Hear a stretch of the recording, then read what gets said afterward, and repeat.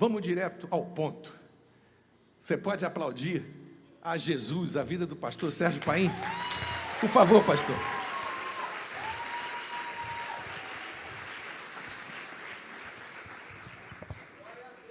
Eu sempre digo para ele que ele é um ícone aqui na cidade. Ele rejeita, mas ele é um ícone aqui na cidade. E aqui agora nessa igreja também. Seja bem-vindo, pastor. Fique à vontade.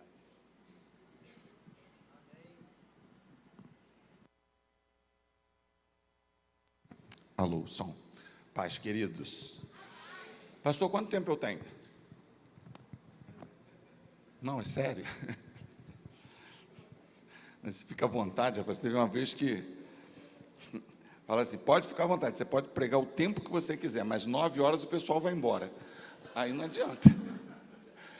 A partir de que horas que o pessoal começa a ir embora? Bom, são 5 para as 9. 5 para as 9. Vou tentar ir até 9h30, tá bom? Tá bom, 9h30? Querida, abra sua Bíblia, por favor, no Evangelho de João, no capítulo 4, é um texto muito conhecido de vocês, acho que é conhecido de todos nós. Enquanto você abre o texto aí, deixa eu só rapidamente mostrar uns livros que nós temos. Esse livro daqui, ele tinha acabado já, né, a última edição, há alguns anos, e eu consegui fazer uma nova edição, Entre as Árvores do Jardim. Você conhece meus livros, pastor? Tem esse aqui? Esse aqui você tem? Então tá, então os outros eu vou te dar depois. Mas esse livro daqui é uma reflexão sobre o Éden, sobre o pecado. E na verdade eu tento mostrar que o diabo teve sucesso ao derrubar Adão e Eva, ou primeiro Eva e depois Adão, e as mesmas estratégias ele tem usado até hoje. E muitos de nós temos o nosso casamento comprometido, a nossa vida espiritual comprometida, porque não atentamos a determinados detalhes ali no jardim. Então, esse livro daqui é um relançamento. Obrigado, querido. E se você quiser ter acesso a uma leitura que eu creio que vai lhe edificar, a gente recomenda, tá? Tem outros livros aqui, depois você pode dar uma olhada lá fora, eu não vou falar não, porque para a gente ganhar tempo, tá bom? Mas esse que eu mostrei para vocês custa R$30, mas tem livro ali a partir de R$10, tá bom?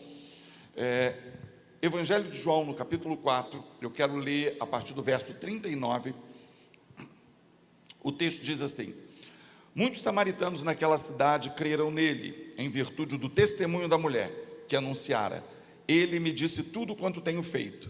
Vindo, pois, os samaritanos ter com Jesus, pediam-lhe que permanecesse com eles, e ficou ali 2 dias. Muitos outros creram nele por causa da sua palavra, e diziam à mulher: já agora não é pelo que disseste que nós cremos, mas porque nós mesmos temos ouvido e sabemos que verdadeiramente o Salvador, ele é o Salvador do mundo. Amém? Esse é o texto que vai servir como base para a nossa meditação. Quero dizer inicialmente, é claro que eu me sinto honrado de estar aqui com vocês. 10 anos de igreja, 10 anos de ministério na cidade, é um tempo assim muito legal, um tempo em que vocês já não estão sob suspeita, no sentido de as pessoas olharem para vocês para saberem no que vai dar, porque já deu. E é um tempo também em que vocês têm muito para caminhar, muito que crescer, tanto numericamente como também em todos os sentidos. E nós cremos no ministério dessa igreja e, como eu disse, eu me sinto honrado de estar aqui. Só para que a gente possa fazer um pano de fundo para esse texto que nós acabamos de ler, eu acredito que todos vocês conheçam, ou pelo menos já tenham ouvido falar sobre o episódio envolvendo a mulher samaritana. Jesus, junto com os seus discípulos, viera de uma grande caminhada. Eles saíram da região da Judéia até a Galileia, e o texto bíblico, quando inicia lá em João, nos primeiros versículos do capítulo 4, diz que era necessário que eles passassem por Samaria. E geograficamente, se você pegar o mapa de Israel, ainda hoje Samaria fica mesmo entre essas duas regiões, a região da Judéia e a região da Galileia. Portanto, era o caminho mais viável a ser feito. Entretanto, os judeus evitavam sistematicamente esse caminho. Eles optavam quase que invariavelmente em contornar a região de Samaria, rodando um pouco mais, andando um pouco mais, mas evitando os povos que na visão deles era um povo que não era muito amigo, embora tivessem os mesmos ancestrais, pelo menos teoricamente, mas não era um povo amigo dentro da percepção dos judeus, e eles evitavam aquele trajeto. Mas o texto inicia dizendo que era necessário passar por Samaria, o que nos leva a crer que Jesus ele tinha propósitos dentro dessa passagem por Samaria. Jesus chega àquele lugar, diz o texto bíblico que eles passam por Samaria e eles vão, na verdade, comprar alguma coisa para comer, porque a caminhada foi longa, porque eles estavam cansados, e Jesus se atém ali temporariamente num poço, e ele vai beber água.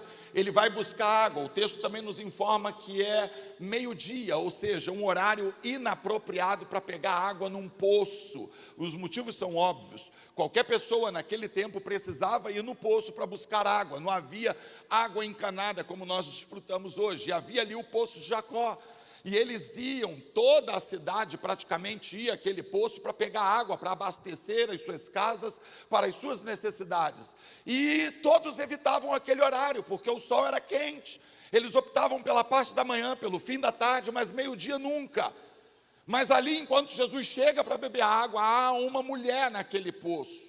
Teoricamente, Jesus não sabe nada sobre ela, e ela sabe bem pouco sobre Jesus, mas o aspecto dele era de um judeu, e ela provavelmente pelo sotaque, provavelmente pelas vestimentas, não sabemos exatamente, mas quando Jesus chega e pede a ela de beber, dá-me, mulher, água de beber, ela imediatamente retrunca e usa os argumentos históricos que ela possui para negar um favor àquele homem, que ela não sabia quem era, que ela apenas imaginava sendo um judeu, e ela diz: como você, sendo judeu, pede água para mim que sou samaritana?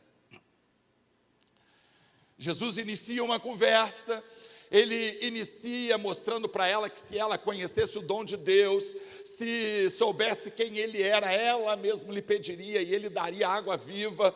Ela não entende o que Jesus queria falar, até porque Jesus fez isso intencionalmente para que ela não entendesse mesmo e aprofundasse a conversa. Eles iniciam uma conversa e ele manda ela chamar o marido. Ela diz que não tem marido. Ele mostra que ela disse com verdade que não tinha marido, porque já tinha ela já teria 5 maridos e esse 6º agora não era dela. Ela percebe que ele é profeta e ela aproveita o momento para tirar uma dúvida que atormenta o seu coração. Ela diz para ele: vocês judeus adoram em Jerusalém e nós adoramos nesse monte. Qual é a sua orientação? Como que você vê isso? E ele talvez lance aquelas palavras centrais desse texto. Ele diz que os verdadeiros adoradores adoram o Pai em espírito e em verdade, que Deus procura tais adoradores. E logo depois a mulher larga o cântaro para trás, volta para a sua cidade, para a sua aldeia chamada Sicá, conta para aquelas pessoas da população que estavam ao alcance das suas palavras, que havia conhecido um homem que ela acreditava ser o Messias. Aqueles homens se empolgam, mandam chamar Jesus, porque acreditam no testemunho dela. Jesus vem e o texto diz que ele passa ali 2 dias, e aqueles homens, aquela população conclui dizendo: agora já não acreditamos mais pelas palavras dela, mas porque temos ouvido a sua palavra e cremos que o Senhor é o Messias. Olhando para esse texto, queridos, eu gostaria de trazer algumas aplicações para as nossas vidas, algumas aplicações importantes. É verdade que você já ouviu certamente uma série de mensagens sobre esse texto, e eu também, mas eu gostaria de trazer algumas observações que é possível que você ainda não tenha se atentado para elas, mas que são muito importantes para esse tempo. A primeira aplicação que eu gostaria de fazer nessa noite é justamente sobre essa quebra de inimizade proposta por Jesus. E em seguida, ou talvez até primeiramente, sobre essa questão do estigma do lugar do culto, algo que Jesus quebrou de uma forma direta dentro dessa conversa. Para que a gente possa compreender, eu gostaria de fazer rapidamente um histórico com você sobre a inimizade que havia entre os judeus e os samaritanos. Você certamente sabe que havia uma inimizade entre os judeus e samaritanos e eles não se comunicavam. Havia uma resistência bastante acentuada entre eles. Mas talvez você não saiba exatamente por que essa existência ou essa resistência existia. Jesus confrontou uma resistência histórica que durava pelo menos 600 anos. Isso havia começado há aproximadamente 1000 anos antes da manifestação de Jesus, quando Salomão, o rei, morreu. Um homem chamado Roboão assumiu o governo em seu lugar. Roboão era filho de Salomão. E houve uma comitiva do povo tentando argumentar com Roboão sobre os fortes encargos que haviam em Israel, mostrando para Roboão, filho de Salomão, que estava impraticável viver em Israel em função dos impostos. E ele respondeu de uma forma dura, dizendo que se o pai dele foi duro, ele seria ainda mais. E isso promoveu uma espécie de divisão em Israel. A partir daí, o reino de Israel, ele é dividido em reino do norte e reino do sul. Você provavelmente já viu isso no Antigo Testamento, principalmente nos livros de reis e nos livros das crônicas dos reis de Israel. O governo do norte, ou a parte de norte, ficou com aproximadamente 9 tribos e meia, 8 tribos e meia. E o governo do sul ficou com aproximadamente 2 tribos, aproximadamente isso, 2 tribos para o sul, 8 tribos para o norte, são 12 tribos, 2 tribos para o sul, 10 tribos para o norte, 10 tribos e meia para o norte aproximadamente. Então, o governo do norte continuou sendo chamado de governo ou reino de Israel, e a sua capital era Samaria, e o rei de Israel passou a ser um homem chamado Jeroboão, que era um homem que se aproveitou de uma situação dessa divisão que houve em Israel, e o governo do sul, ou a parte do sul, o reino do sul de Israel passou a ser Judá, que agora constava com 2 tribos, o reino do norte, capital Samaria, o reino do sul, capital Jerusalém.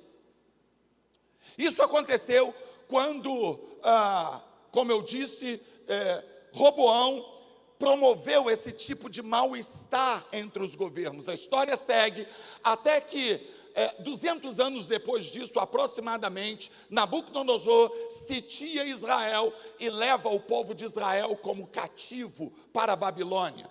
Alguns anos depois, a Babilônia é conquistada pela Pérsia e o rei persa libera os cativos para virem de volta. O reino do norte praticamente foi extinguido, ele deixou de existir. Quem retornou do reino do norte foram as pessoas de Israel ou do reino do norte que sobraram, que se contaminaram com uma miscigenação com os povos babilônicos e, portanto, era um povo agora impuro, de uma linhagem judaica que não era mais pura. Ou seja, essas pessoas foram chamadas de samaritanas, porque a capital do reino do norte era Samaria. Ou seja, um povo que não era puro, um povo que tinha proibições em relação ao reino do sul, que nunca deixou de existir, ou seja, o reino de Judá.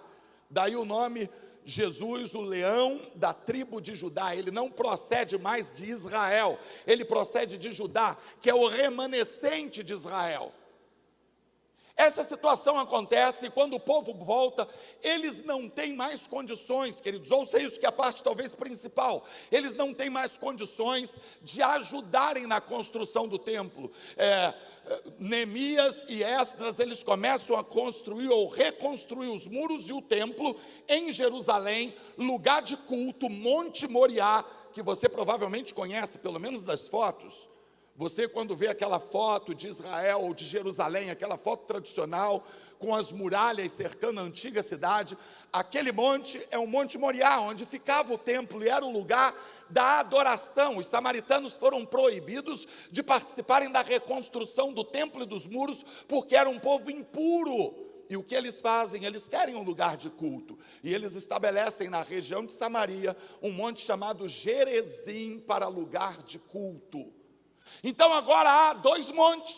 O Monte Gerizim em Samaria, o Monte Moriá em Jerusalém, os lugares de culto. E dentro dessa conversa é exatamente nessa questão que a mulher se apega. Vocês judeus adoram em Jerusalém e nós adoramos nesse monte. Vocês entendem a questão? A questão é histórica.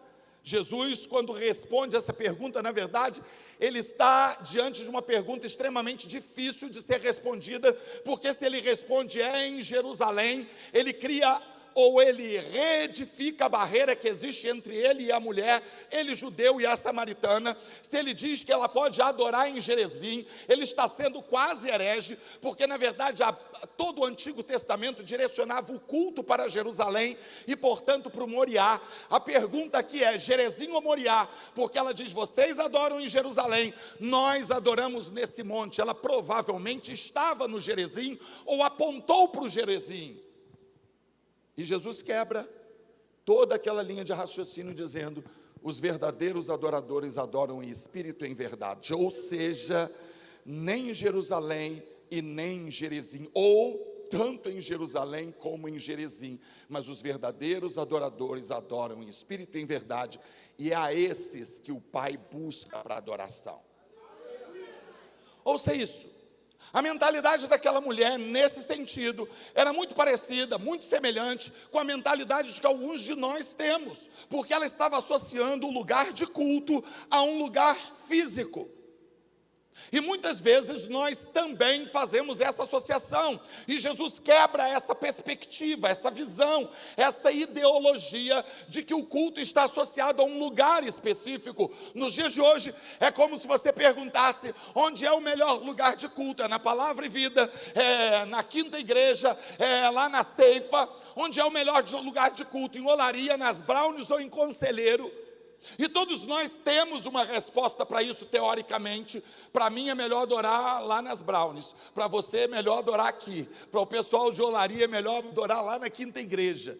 Porque nós temos os nossos gostos, nós temos a nossa percepção de culto, nós temos a nossa inclinação, a nossa identificação, e aquela mulher tinha uma identificação histórica e forte com aquele lugar, mas Jesus estava falando que nós precisamos reformular essa visão de culto, nós devemos repensar a nossa visão de culto, porque culto não está associado a um lugar, mas está associado à forma como nós prestamos o nosso culto em espírito e em verdade.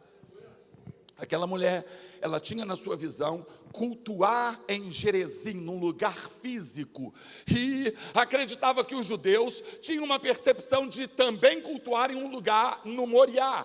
Quando nós falamos em Gerizim, em Moriá, nós estamos mostrando exatamente isso, a visão equivocada que muitas vezes nós temos, porque é a partir dessa visão de lugar de culto que muitos de nós erramos no nosso dia a dia.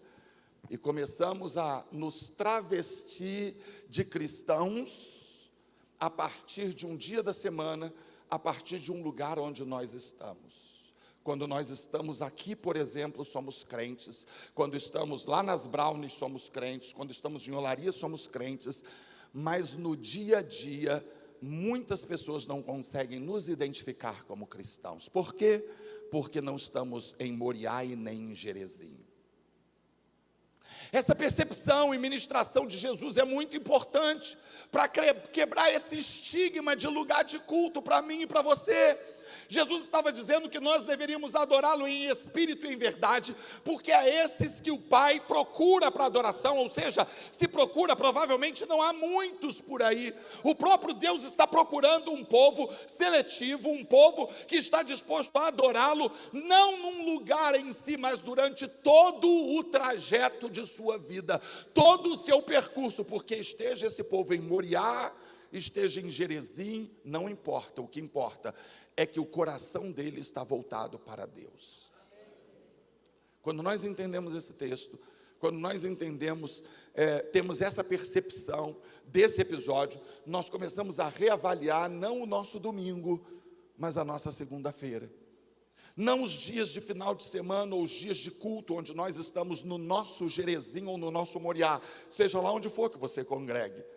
Mas nós começamos a reavaliar o nosso testemunho, a nossa adoração e o nosso culto nos dias de semana, porque o que identifica um cristão não é o que ele faz no domingo, mas o que ele vivencia entre segunda e sábado. O que identifica um cristão não é necessariamente o que ele faz na igreja, no seu Gerezinho ou Moriá, mas o que identifica um cristão é o que ele faz no seu trabalho, é como ele se comporta como patrão, é como ele se comporta como funcionário, é como ele se comporta na faculdade, é como ele se comporta na sua escola, é como ele se comporta dentro da sua casa, no meio da família. Isso o identifica como cristão. E é claro, queridos, que eu não estou sugerindo que não tem a menor importância se você está aqui na sua igreja, no seu culto, desenvolvendo ou não ministério. É claro que isso é importante você ser um pregador, você ser um obreiro, você ser um levita, um ministro de louvor, você trabalhar na faxina, você fazer o que quer que seja para servir o reino de Deus a partir da igreja. Tudo isso é importante, mas o mais importante é quem somos nós fora do nosso Gerezinho e Moriá, porque é isso que nos identifica como cristão. Jesus estava quebrando esse princípio e essa ideia, essa visão de sermos crentes num lugar, mas que nós devemos ser crentes onde quer que nós estejamos. A segunda questão envolvendo esse texto é exatamente a questão relacionada ao judeu e ao samaritano. Jesus, quando aborda aquela mulher, da forma que ele estava fazendo, ele estava simplesmente confrontando uma questão histórica, e ele sabia perfeitamente que haveria retaliação por parte daquela mulher. Havia uma inimizade perpetuada e que Jesus não queria dar prosseguimento àquilo, até porque o próprio João disse que era necessário passar por Samaria, não geograficamente, como eu já mostrei, mas era necessário passar por Samaria, porque havia algo a ser feito naquele lugar. E o que precisava ser feito naquele lugar? Quebrar esse estigma, essa inimizade. Jesus precisava pontuar para aquela mulher que para ele, Jesus, não fazia a menor diferença se ela era mulher, se ela era samaritana, ou seja lá o que for que ela viesse a ser. Era incomum aquele tipo de conversa, primeiro porque ele era homem e dificilmente se abordava uma mulher publicamente, segundo porque ela era samaritana e sabidamente os dois povos eram inimigos. Mas Jesus abre a conversa e começa a mostrar de uma forma bastante tranquila, ministrar de uma forma bastante tranquila sobre a vida daquela mulher, e que ela mesma começa a se abrir, e que ela mesma depois entra na sua aldeia e promove esse tipo de reconciliação. Amados, quando nós olhamos para esse episódio, nós percebemos um Jesus amigável, nós percebemos um Jesus inclusivo não em relação ao pecado, mas inclusivo em relação a estar aberto para ser recebido e acessado por quem quer que seja, contanto que essa pessoa esteja disposta a se render ao senhorio dele. Você deve lembrar que lá em Lucas, num determinado momento, Jesus, ele está indo para Jerusalém, e diz a Bíblia que ele, junto com a sua comitiva de discípulos, passa por uma aldeia de samaritanos, e dentro dessa aldeia, a Bíblia diz o seguinte, que os samaritanos percebem que o seu aspecto era de quem ia para Jerusalém. Ou seja, eles estão passando por Samaria, mas o aspecto, é isso que Lucas acentua, o aspecto daquele grupo de pessoas era de quem ia para Jerusalém, e diz o texto bíblico que eles negam pousada para aquela comitiva. Eles não deixam que eles pernoitem ali, por quê? Porque o aspecto era de gente que ia cultuar, prestar culto em Jerusalém. Por que ia a Jerusalém se ali estava o Gerezinho? A questão é a mesma. E eles percebem que eles são judeus e negam pousada para eles. Aqui vocês não ficam. João e Tiago, mansos, bons cristãos naquele momento, sugere para Jesus que se ele deixasse, eles orariam para fogo do céu cair e queimar os samaritanos. E Jesus diz, vocês não entenderam ainda a mensagem, não é essa a visão, vocês não são desse espírito, e eles provavelmente vão embora. Algum tempo depois, não sabemos precisar, se alguns meses, se alguns anos, eu não sei precisar, mas eu sei que Jesus, junto com a mesma comitiva, está passando outra vez em Samaria, e agora eles não pedem pousada, eles são convidados para pousar ali. Um grupo de pessoas que havia rejeitado Jesus e os discípulos, agora convida Jesus e os seus discípulos, não só para entrarem na cidade, mas para ficarem ali 2 dias. E eles ficam ali 2 dias, ou seja, todo aquele tipo de inimizade estava sendo quebrado, todo tipo de histórico que havia entre aqueles 2 povos que era negativo, estava sendo reconstruído, estava havendo uma reconciliação entre 2 povos a partir de Jesus.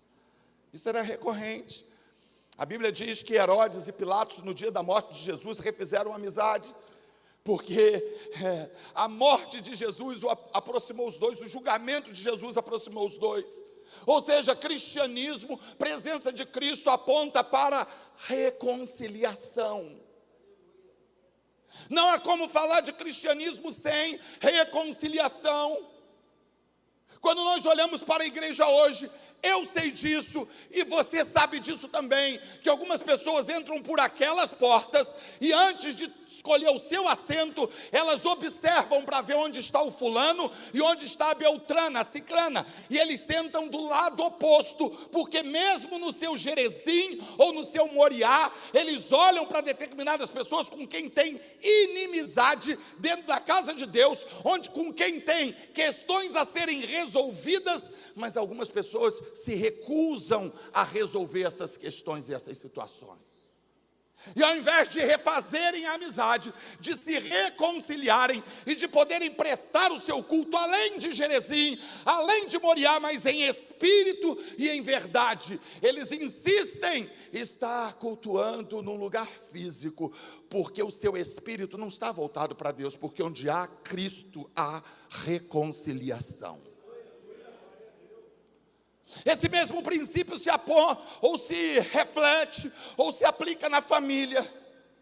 Existem pessoas no nosso meio cristão que jamais verão os seus filhos se convertendo. E alguns podem pensar, está amarrado em nome de Jesus, eu estou orando há anos pelos meus filhos. Existem pessoas no meio cristão que dificilmente verão os seus pais se converterem. Existem pessoas no meio cristão que oram, que jejuam, que evangelizam amigos, parentes, queridos, mas não verão esse tipo de realidade se consolidar, deles se converterem. Por quê? Porque antes de reconciliarmos um homem a Deus, nós precisamos reconciliar-nos entre nós mesmos. Como nós apontaremos a reconciliação de Cristo e diremos que Cristo reconcilia o homem com Deus, se nós somos incapazes de nos reconciliar uns com os outros? Mas Jesus mostrou isso, que mesmo uma inimizade histórica de anos poderia ser refeita, mesmo uma inimizade histórica de centenas de anos poderia ser construída pelo poder, ou reconstruída pelo poder do amor. E ele faz isso, mas nós não conseguimos. Na sua oração sacerdotal, ainda no Evangelho de João, ele ora dizendo, para que eles sejam um, como eu sou um contigo, ó Pai, para que o mundo creia que tu me enviaste.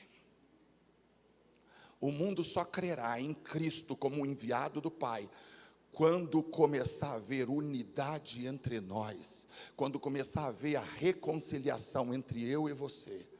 Ou seja, Deus está te dando uma oportunidade. Se há alguém aqui hoje com quem você está em inimizade, Deus está dizendo para você que é a tua oportunidade de restabelecer a amizade outra vez. O apóstolo Paulo disse, no que depender de vós, sempre que for possível, tenham paz uns com os outros. É claro que algumas vezes é impossível, algumas vezes não depende de nós, mas se depender de você, se for possível, faça a sua parte e se reconcilie com seu irmão, porque esse é um dos princípios, é um dos pilares do cristianismo. Cristo veio para nos reconciliar com Deus e nos reconciliar uns com os outros.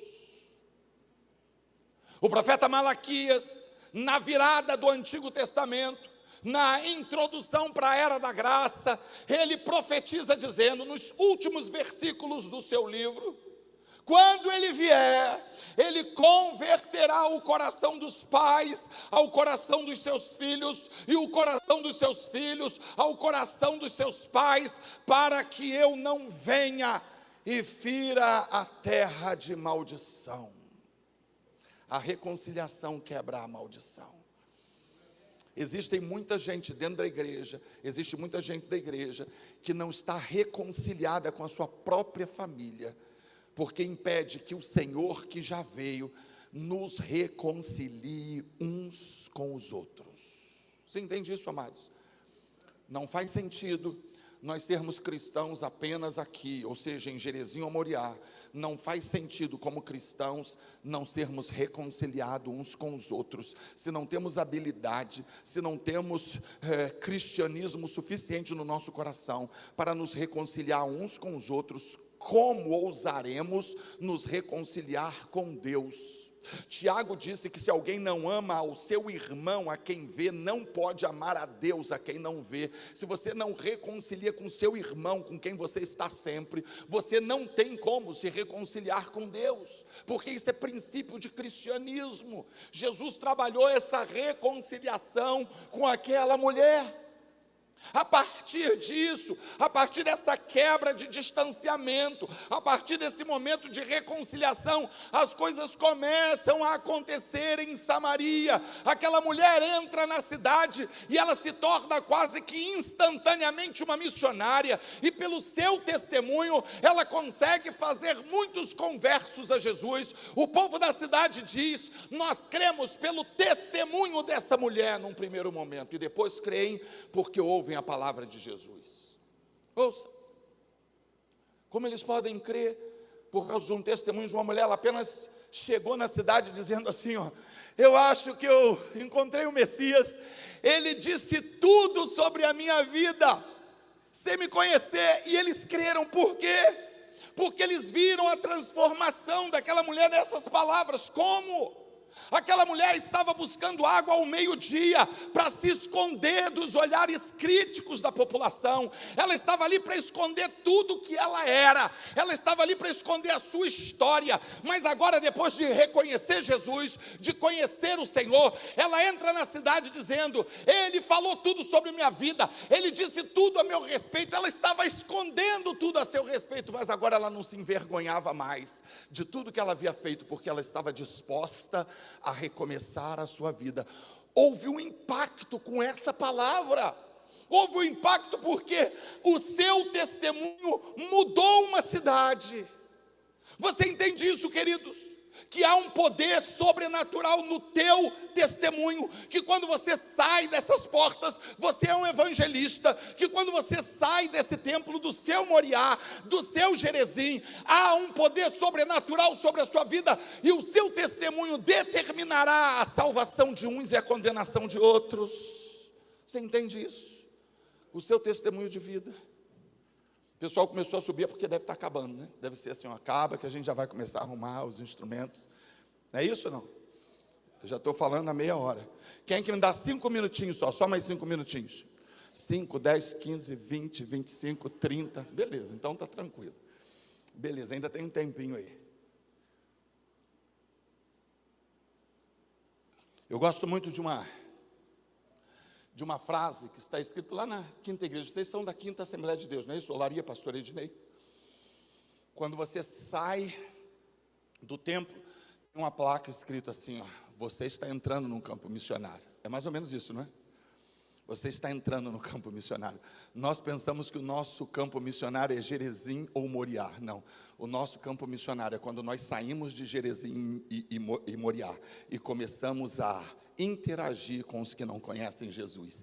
Ali o nosso testemunho começa a valer. Ali nós começamos a impactar a vida das pessoas. Essa mulher impactou a vida das pessoas a partir do seu testemunho. E para terminar, agora aqueles homens têm contato com Jesus e eles dizem assim: agora não é mais pelo testemunho da mulher, mas agora é por tua palavra, porque nós temos ouvido a sua palavra e cremos que você é o Messias que deveria vir. Queridos, nós precisamos rever o nosso conceito de evangelização, nós precisamos rever o nosso conceito de pregação do Evangelho. Eu sei que existem momentos, existem cultos, que nós precisamos trazer motivação para o povo. Eu sei que existem cultos, que existem momentos, que nós precisamos revigorar o ânimo e as forças da igreja. Eu sei disso, entretanto, o princípio do Evangelho é o Evangelho, é a palavra de Jesus. Infelizmente existe muita palavra que nós cristãos temos pregado no nosso culto, que qualquer pregador ou qualquer palestrante motivacional poderia pregar, porque não tem Evangelho. Nós precisamos voltar ao Evangelho, precisamos voltar às palavras de Jesus, porque as palavras de Jesus transformam. Foi isso que eles estavam dizendo. Você, pai, que criou o teu filho nos caminhos do Evangelho, você, mãe, que criou os seus meninos no caminho de Cristo, mas eles cresceram, se desviaram e estão lá fora. Se você plantou as palavras de Jesus na vida dele, creia que um dia elas cumprirão os propósitos de Deus, porque a palavra de Deus não volta vazia, mas ela cumpre o que lhe apraz. Creia que um dia essa semente fará efeito e eles voltarão. Você precisa crer nisso, porque é a palavra de Jesus. Um dia, soldados do templo foram enviados para prenderem a Jesus. Vá lá e traga o homem. Eles chegam e Jesus está no meio de uma ministração. O culto está acontecendo. Eles dizem: vamos esperar o culto acabar. Vamos ouvir ele primeiro aqui tranquilo. Eles tinham medo do povo. Vamos meter a mão nele e levar ele embora. O povo vai se rebelar aqui. E eles param e ouvem as palavras de Jesus. E as palavras de Jesus são espírito e são vida. E eles voltam para aqueles que os enviaram. E eles perguntam: cadê o homem? E os soldados dizem: nós nunca ouvimos alguém falando como ele. As palavras entraram no coração deles, e eles já não podiam chegar e pegar Jesus, porque eles foram impactados pelo poder daquela palavra. Creia no poder da palavra de Deus, porque a palavra de Deus traz impacto na vida.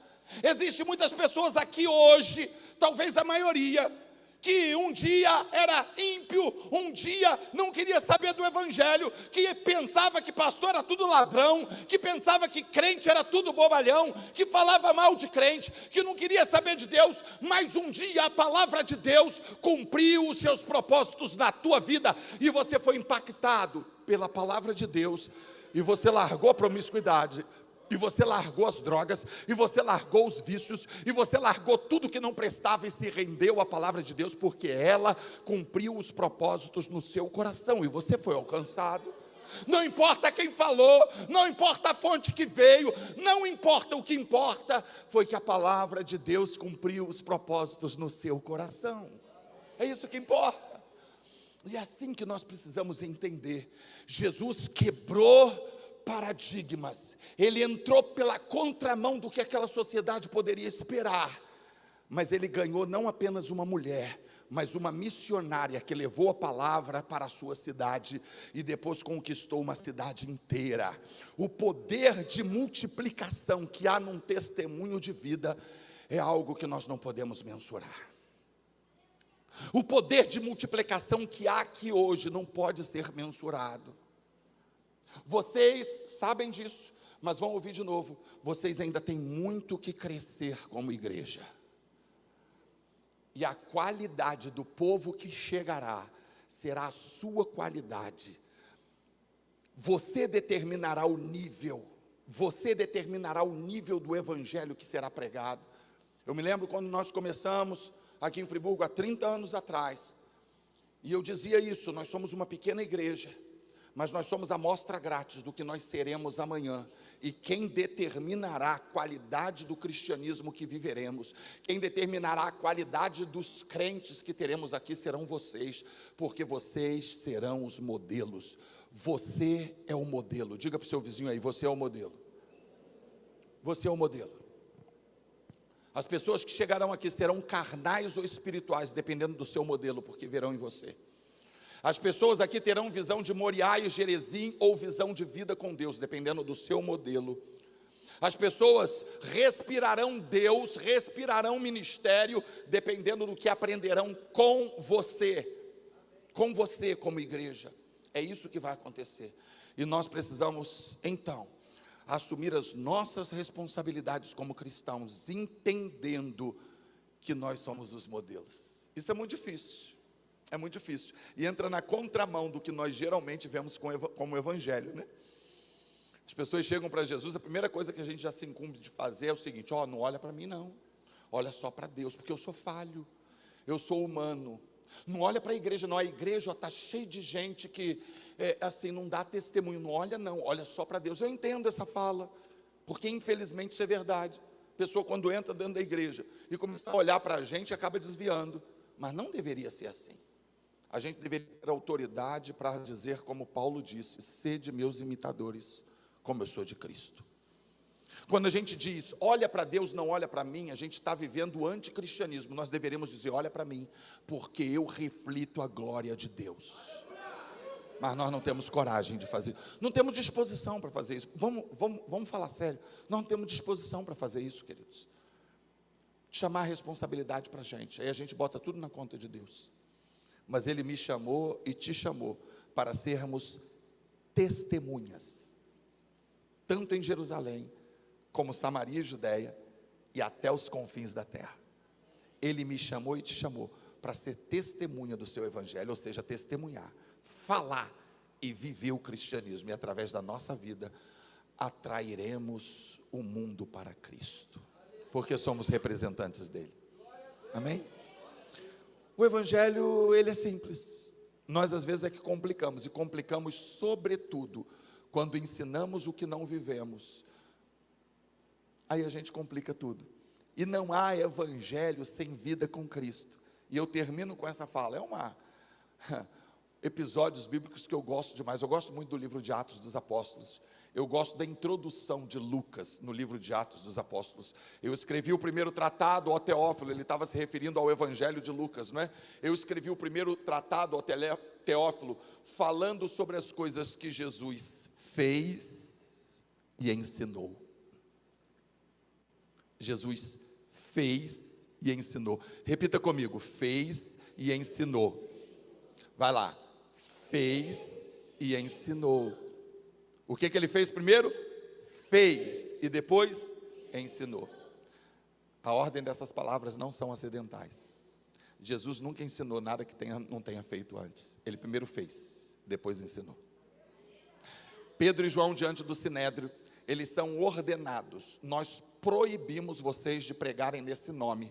Aí eles se levantam e com disposição dizem para o Sinédrio: nós não podemos deixar de falar das coisas que nós temos visto e ouvido. Primeiro eles viram, para depois eles ouvirem. Você entende isso? Ninguém estará disposto a ouvir nada de você, se você não estiver disposto a primeiro fazer. As pessoas vão copiar primeiro o que você vive, para depois ouvir o que você fala. E se você tiver disposição para viver o evangelho, terá autoridade para pregar o evangelho. Você entende? Não é simples, é simples. É simples, a gente que complica tudo, a gente que tumultua, a gente quer pregar algo que a gente não vive. Por quê? Porque essa é a geração do mentirinha, essa é a geração do faz de conta. A gente vai para as redes sociais, para o Instagram, para o Facebook, e a gente faz de conta que está tudo bonito, tudo certo. A gente sempre está bonito, a gente sempre está divertido, sorridente, em paz, não é verdade? Sempre está comendo nos melhores lugares. Ou você posta o almoço quando é ovo frito, não tem graça. Você posta quando é churrascada, irmão, não é não? Você posta a sua cara quando você está acordando de manhã, cabelo em pé, cara amarrotada, não. Você posta a sua cara quando está maquiado, bonitinho, cabelo penteado, todo arrumadinho, você posta. Você posta no Instagram, na rede social, no Facebook, quando a família está brigando, não. Pode estar brigando, mas você fala, pausa aí para a foto, aí todo mundo está, quebra-pau, porque você não presta, sei isso ou aquilo, olha a foto. É a geração do faz de conta, a geração do mentirinha. E a gente traz esse tipo de comportamento para a igreja, para o evangelho. O problema é que no dia a dia as pessoas estão nos vendo. Sabe que somos a geração Moriá e Gerezim. e não a geração que vive o evangelho o tempo inteiro. Geração do faz de conta. E sabe o que nós vamos produzir com a geração do faz de conta? Crentes que fazem de conta, igualzinho a gente, porque cada fruto produz segundo a sua espécie. Nós não temos como gerar algo que seja além de nós mesmos. Nós vamos gerar o que somos, não é assim? Então que Deus nos dê essa responsabilidade, para que com autoridade possamos reproduzir segundo a nossa própria espécie. Então, antes de cuidar do outro, vamos cuidar de nós mesmos, da nossa própria vida. Vamos cuidar do nosso culto, para que nós possamos viver em espírito e em verdade, e as pessoas vejam em nós essa unidade e essa verdade, para que creiam que o Deus enviou Jesus. Amém? Pode aplaudir. Deus te abençoe. Falei mais do que eu disse. Falei 45 minutos. Eu falei que falaria só meia hora. Eu ultrapassei 15 minutos. Mas vocês me perdoam, amém? Perdoa ou não perdoa? Tem que perdoar. Se não perdoar, vocês estão enrolados, né? Tem que perdoar. Jesus mandou. Você pode até não querer, mas tem que perdoar. Pastor Sérgio, glória a Deus pela sua vida. Que responsabilidade agora a nossa, né? Então, nós temos nos próximos 10 anos, né, eu disse nós, né? Só o pastor. Nós temos que refletir aquilo que aprendemos com Jesus.